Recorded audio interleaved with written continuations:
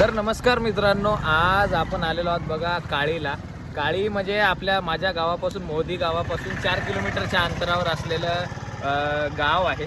आणि तुषार राहतो तिथे. आता आम्ही चाललो एका ठिकाणी, पण आम्हाला तुम्हाला हे दाखवायचं होतं की काळी जे गाव आहे ते घाणीचं साम्राज्य आहे असं या ओळखीने प्रसिद्ध आहे. काय म्हणतो आहे की नाही, हे या गोष्टीला गावातले राहणारे लोकसुद्धा सहमत होतील. तर हे अशी एवढं गलिच्छपणा का असेल काळीमध्ये, हे काळीतल्या लोकांनी थोडा कमेंट करून सांगावा आम्हाला.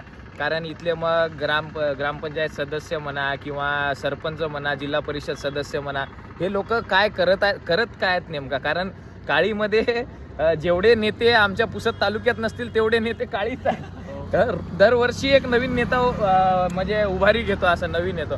तर यामागचं नेमकं कारण काय आम्हाला कळत नाही. तर हे एकदा दाखवावं म्हटलं आपल्या समाज माध्यमावर की नेमकं काय कारण आहे ते तरी कळेल आणि याकडे तरी म्हणजे लोक लक्ष देतील. जे पुढारी लोक आहेत, जे मत मागायला येतात, ते लक्ष देतील. तुला काय वाटतं, लक्ष द्यायला पाहिजे की नाही या गोष्टी? लक्ष द्यायला पाहिजे, पण लक्ष देत नाहीत. असं एकदम म्हणजे एकदम दुर्लक्ष असलेलं गाव म्हणजे काळी. आणि सेंटर भाग आहे जिथे सगळा बाजार चालतो, सगळ्या गोष्टी इथे घडतात. कारण आजूबाजूचे सगळे खेड्यातले लोक इथे येतात, पण तरी इथे काही सोयीसुविधा नाही.